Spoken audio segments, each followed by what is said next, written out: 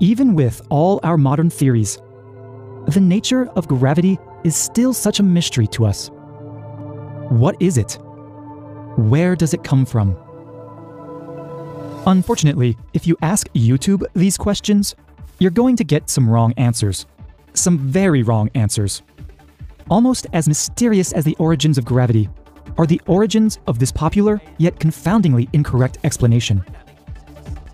Where did it come from? My goal in this video is to point out that this false explanation of gravity came from anti-flat earthers trying to hold on to mass attracting mass. What does it mean exactly?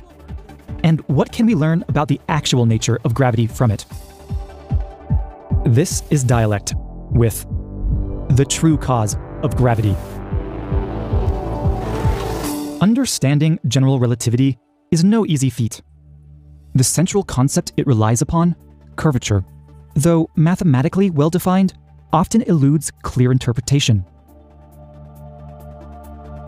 Indeed, nowhere is this more apparent than in a recent spate of YouTube videos. Because it comes from gravity, but because it causes gravity. I know. On the surface, these videos and their explanations seem pretty cool and convincing. Over time, it points more and more toward the Earth. Parts of the object will want to move through time at different rates. Hence, we have the appearance of a gravitational attraction. It all seems to make so much sense. But then, on further reflection, you might have started scratching your head. Even Matt from PBS Spacetime admitted he was still a little confused by this interpretation. Well, speak for yourself. I'm still quite confused. This raises thorny questions. Well, the reason for your confusion is simple. You're confused because the explanation is wrong. 100%, unequivocally, completely wrong.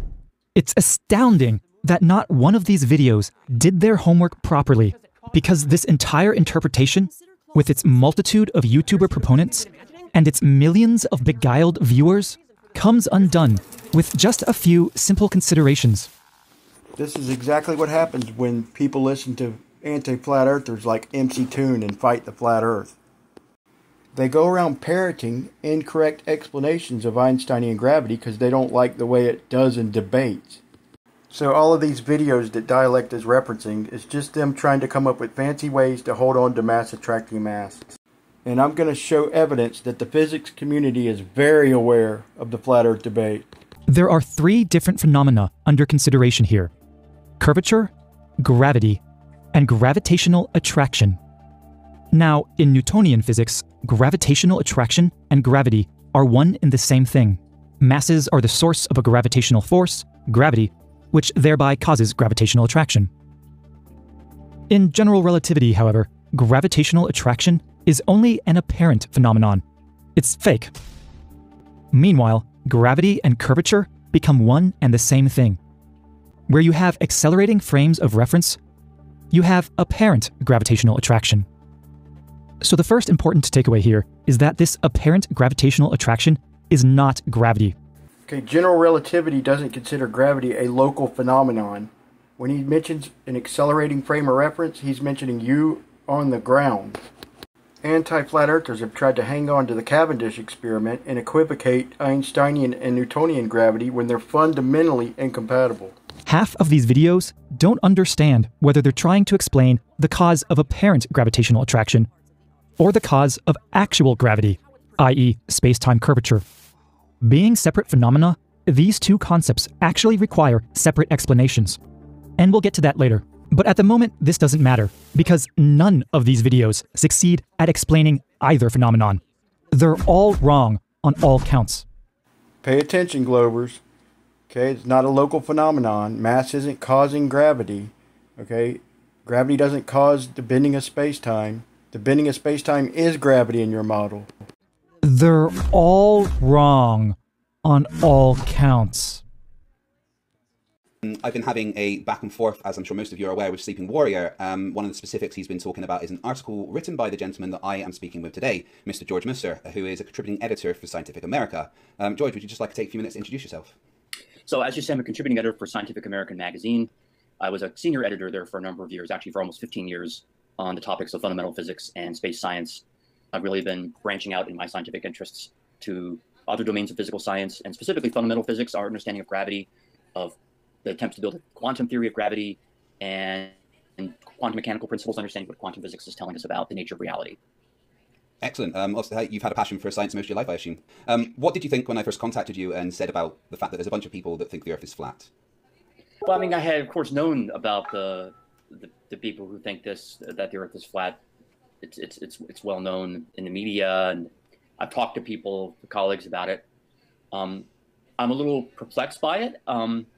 I should say though, I'm happy in a broader sense that people care, that this is a topic that people are willing to debate, even if they get some things wrong. I mean, we're all get things wrong in life, and that's not the issue. But to actually have a passion for understanding what is the nature of the universe, I admire. So I think there's a lot that's admirable. And even though people I disagree with on the technical details. Okay, perfect. I'm not really going to talk any more about flat Earth in general. This particular interview was around 5 years ago, and the guy on the right had been the chief editor for Scientific American Journal, and you heard him clearly say that not only had he heard of the flat Earth, he had spoke with his colleagues about it. And his honest opinion was that he admired the skepticism, and boy, you see, Craig didn't like that one. The rest of this 25-minute interview is basically Fight the Flat Earth Craig trying to get George to call gravity a force over and over, and George repeatedly telling him that it's not a force. Space-time curvature is not an observer-dependent phenomenon. It is something that, according to the theory of general relativity, all observers will agree upon, no matter what their frame of reference. And a uniform gravitational field, in fact, has zero curvature, because there is no gravity there. It's just an accelerated frame of reference. Let's return to the surface of the Earth. You're probably most accustomed to experiencing gravity here in your day-to-day life. It might shock you to learn then, at the surface of the Earth, there is no gravity. None whatsoever. At the surface of the Earth, there is no gravity.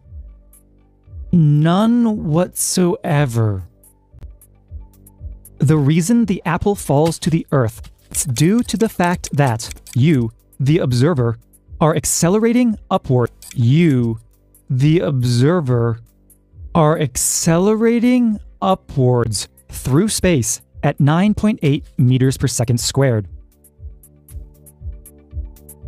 This part is very important for flat earthers because I've literally parroted the same shit in the past. This is not a psyop from the Flat Earth Society. This is current globe physics. I repeat, this is not a psyop from the Flat Earth Society.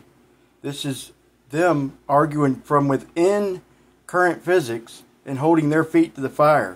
The anti-flat earthers started a rumor like a decade ago, and we have literally been mocking and heckling other flat earthers trying to hold their feet to the fire, and they don't even have to defend their own physics. They could just make up any bullshit. We don't even make them explain how this could possibly work on a globe. So I'm going to show how GR 100% quite literally does make this claim, and we've been shielding them from defending their horseshit. You and the ground beneath you are literally rushing up to meet the apple, as well as towards anything else that might happen to be falling at that moment. And that is the true cause of apparent gravitational attraction. The fact that you're accelerating when you believed yourself to be stationary. No single mass is truly ever at rest with respect to itself. This portion of the surface of a spherical mass, for instance, is accelerating out from the opposite portion of that mass by a certain amount, while that opposite portion is also accelerating away, but in the opposite direction. In fact, every portion of a given mass is accelerating away in a radially outwards fashion from the rest of the mass. Now, such masses don't blow apart into 100 pieces, because real gravity, space-time curvature, steps in here to ensure the space-time manifold is warped in just the right way as to compensate for all that outward acceleration, and thus produce a stable configuration. So this is one of several videos of physicists trying to correct all the bullshit explanations about gravity that stem from the anti-flat earthers. So we've literally got them fighting with each other. So you've seen the explanation just as well as I do. We need to hold their feet to the fire instead of making fun of Dell and others and fighting with amongst ourselves. We need to make them claim this horse shit. So whether we agree or disagree, the ground rising up is causing us to feel weight and causing buoyancy is irrelevant. I think we can all agree that this could not possibly work on the globe. So we need to make them defend this, or else they're arguing against demonstrable reality and their current physics. So what I'm about to show you is a prime example of what we get for attacking each other instead of attacking them and making them defend their own model. And just, we basically allow them to make up any old bullshit, just whatever they claim. And this is what we get. Curvature of space-time results in an emergent attractive force between all masses that's proportional to their mass and inversely proportional to the square of their distances. Now that explanation provides answers to the why, the how, the direction, and the magnitude. We can explain everything we see and make predictions about what will happen under various conditions, and for all intents and purposes, it all works perfectly. And I'll try and keep this simple for any flat earthers watching. Why does a bowling ball fall to the ground? Earth, very big mass. Bowling ball, little mass. Ball drawn towards big mass. Ball go down at 9.8 meters per second squared. Why does a bowling ball and a feather fall at different speeds? Earth, very big mass. Bowling ball, little mass. Feather, very little mass. Ball and feather drawn towards big mass. Ball and feather go down at 9.8 meters per second squared. Air between ball and feather get in way. Air push much more on feather than push on ball. Feather slow down. No, Veritas. You need to learn on model.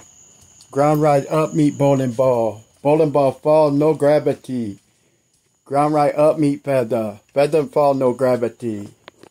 Dumbass cracker. We've seen your 7-hour misunderstanding of flat earth, and I really hope you see this, because I challenge you to a debate on any neutral platform, anytime, any subject, flat versus globe. However, I do recommend you go out and learn your own model. You obviously don't understand the globe or flat earth. And last but not least, dialect. Special thanks, man, for using your content and you trying to teach these jerks their own model. And I realize this is only one video, but there are many more just like it. So they're trying to hang on to mass attracting mass. They try and say that gravity warps space and time, which causes mass to attract mass, instead of the fact that the bending and warping of space-time is gravity.